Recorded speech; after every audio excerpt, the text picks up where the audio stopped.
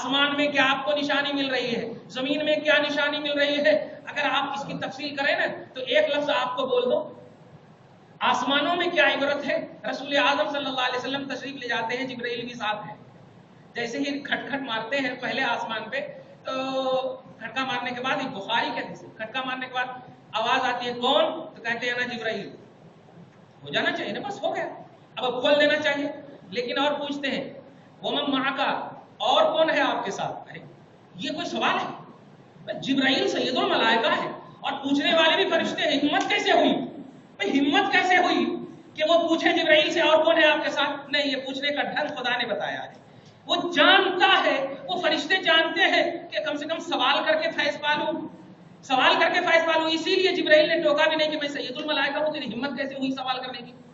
ایک سوال کر دیا کہ میں جبرائیل ہوں تو بتا دینا، بس فوراً کھول دینا چاہیے کہ میں سید ہوں، تیرا مالک ہوں، آقا ہوں، پھر بھی تو نے سوال کیا۔ لیکن وہ جانتے تھے کہ اس سوال کا مقصد کچھ اور ہے، سوال کا مقصد ہے کہ محمد کا نام بولو فیض مل جائے گا، محمد کا نام بولو، کہا تو کون ہے تمہارے ساتھ؟ تو کہا محمد ہے، ایسے ہی محمد کا نام لیا، آپ کھول رہے ہیں، بتائیے سید ملائکہ کے سردار کو فالو نہیں کیا جا رہا وہاں پہ، محمد کا نام آتے ہی کھل گیا۔ تو سب جتنی بھی مخلوقات ہیں سب کا ٹارگٹ ہے محمد، سب کا ٹارگٹ ہے محمد۔ تو آسمان میں عقل مندو یہ نشانی ہے، دیکھ رہے ہیں، اور زمین میں آئیے بخاری شریف کی حدیث پاک ہے، آقا علیہ الصلوۃ والسلام، آج بھی آپ لوگ، ہمارے پاس تو بہت لوگ آتے ہیں، آپ مت آئیے گا، جتنا سن لینے کے بعد پوچھتے حضرت وہ منکے والے نموا والے بولے ہیں گھر میں تمہارے وہ ہے پورے ڈیگاں ہیں، اس میں پورے خزانے ہیں،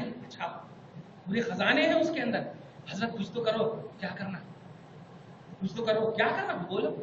ابھی ایک سال پہلے کتنا کھودتے کھودتے کچھ بھی نہیں ملا، وہ پنڈت بولا تھا تو کچھ بھی نہیں ملا۔ خیر میں نے کہا بھائی حدیث پاک مجھے دیکھیے، یہ حدیث پاک سے کیا مسئلہ نکلتا ہے، اب آپ غور کیجیے گا، نوٹ کیجیے گا، بخاری میں حدیث پاک۔ میں نے کہا دیکھو ایک روم کو، ایک کمرہ ہو آپ کا، اور کمرے کی کلی آپ کے پاس ہو اور سب کو معلوم ہو، تو اگر آپ ماشاءاللہ اگر دشمن نہیں ہے تو بالکل آپ سے وہ مانگیں گے بھائی وہ روم میں ہماری ایک چیز چھوٹ گئی ہے وغیرہ وغیرہ، تالا توڑیں گے نہیں جا کے، وہ چور کہلائیں گے مانیں، اور دشمن ہوں گے تو چور، آپ پھر سمجھ جائیے آپ، بس اسی بیس میں آپ یہ حدیث پاک سنیں جو میں نے ان کو کہا، اور آپ لوگوں کو بھی یہی کہہ رہا ہوں، اگرچہ نہیں بولے آپ کبھی نہیں بولیے۔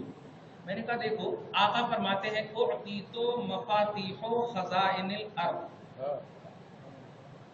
جملے پہ غور کیجیے گا مزہ آ جائے گا، اعطیت مفاتیح خزائن الارض، زمین کے خزانوں کی، زمین کے خزانوں کی ساری کیلیاں، ہندوستان ہی نہیں، مفاتیح مفتاح کی جمع، مفتاح بولے تو ایک کلی، مفاتیح ساری کیلیاں، تو اب دنیا میں کہیں بھی رہیے گا اور کوئی بھی اگر آپ کو کہے کہ وہاں خزانے ہیں تو آپ ایک وظیفہ دے دیجئے کہ رسول پاک کے وسیلے سے آپ کہو یا رسول اللہ یہ کلی آپ کے پاس ہے، ہمارے کو دو نا، یہ کلی آپ کے پاس ہے۔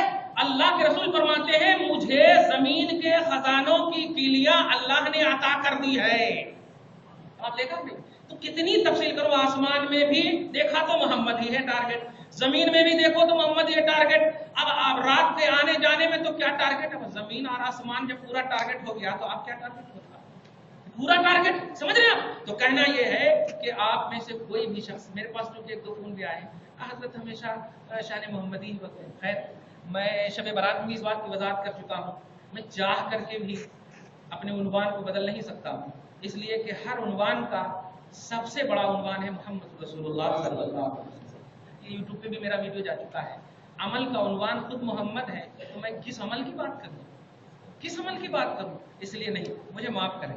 خیر تو یہ دیکھ لیا میں نے، دو چیز بتا دیا، آسمان اور زمین، اب اس کے بیچ میں رہتے ہیں تب آپ کو فالو کرنا ہے، آسمان کو بھی فالو کرنا ہے، زمین کو بھی، ورنہ کچلے چلے جائیں گے۔ تو آسمان میں بھی محمد ہے، زمین میں بھی محمد، اس کے بعد اور یہی عقل کی دلیل ہے۔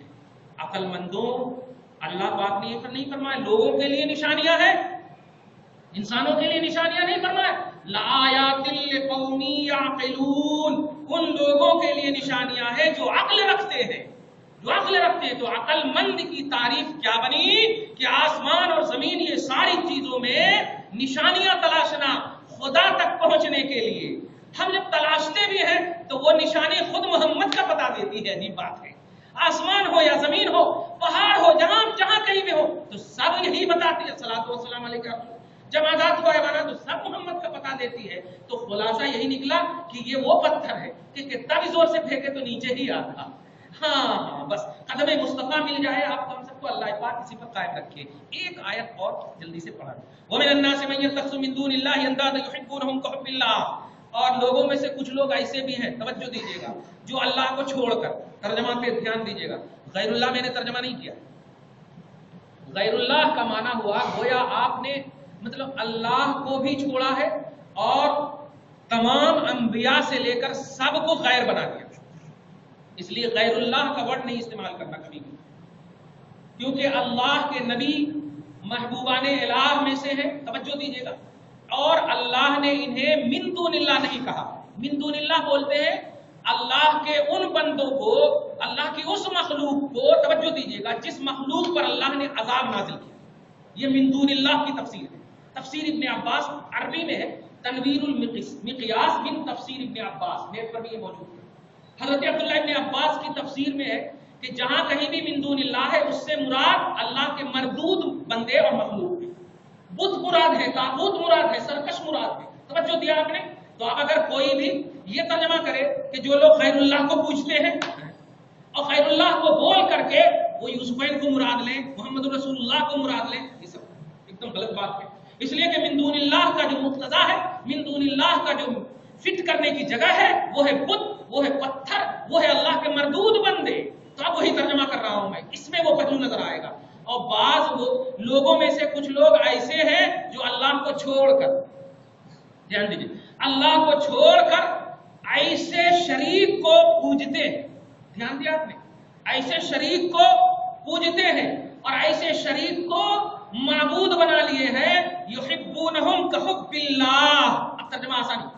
جن شریکوں سے اور جن معبودوں سے وہ اس طرح کا ویوہار کرتے ہیں، محبت کیا کہیں گے اس کو، محبت کی بھی توہین ہے. محبت کرتے ہیں جیسے اللہ سے محبت کرنا، یعنی اللہ کی طرح ہی محبت کرتے ہیں. سورہ زمر کی آیت نمبر 1-2 میں آپ دیکھیں گے تو ان سے جب پوچھا جاتا بھائی ایسا کیوں کرتے ہو آپ، ان کی عبادت کیوں کرتے ہو، اس پر تو اللہ کی لعنت ہے، یہ تو مردود ہے. توجہ دیجیے، مردود ہے. تو وہ کہتے تھے ما نعبدہم الا لیقربونا الی اللہ زلفی، ارے ہم ان کی عبادت اس لیے کرتے ہیں کہ یہ چھوٹا اللہ ہے اور وہ بڑا اللہ ہے. یہ چھوٹا اللہ کو اگر مانے نا تو بڑے تک پہنچ جاتے. کیا بیوقوفی اپنے سے تراشے ہوئے معبود کی. توجہ دیجیے گا، اس میں ہرگز نبی اور ہرگز ولی کوئی داخل نہیں ہے، ورنہ رسول اعظم ہے، بیٹھے ہوئے ہیں، چرندوں پرند وحوش و طیور آ کر کے مصطفیٰ کو سجدہ کر رہے ہیں. توجہ دیجیے گا، سجدہ کر رہے ہیں. نبی پاک کو کہنا چاہیے تھا مشرک ہو گیا ہے، مشرک ہو گیا، کیونکہ آپ تو سب کے لیے رسول ہیں. تو جب سب کے لیے رسول ہیں تو اس درندے، وہ جو پرندے وغیرہ وحوش و طیور اور وہ جانور جو آ کر کے سجدہ کر رہے ہیں فوراً کہہ دینا چاہیے گیا.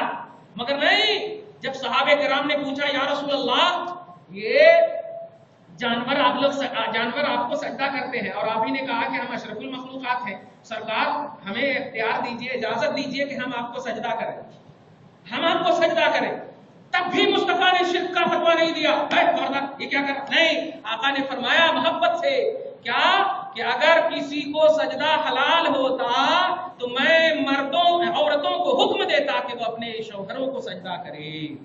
دیکھا آپ نے، ایک نیا مسئلہ بتا دیا ہے. محبت کا رد نہیں کیا ہے مصطفیٰ نے. دیکھا آپ نے، عقیدت کا رد نہیں کیا ہے مصطفیٰ نے، احترام کا رد نہیں کیا ہے.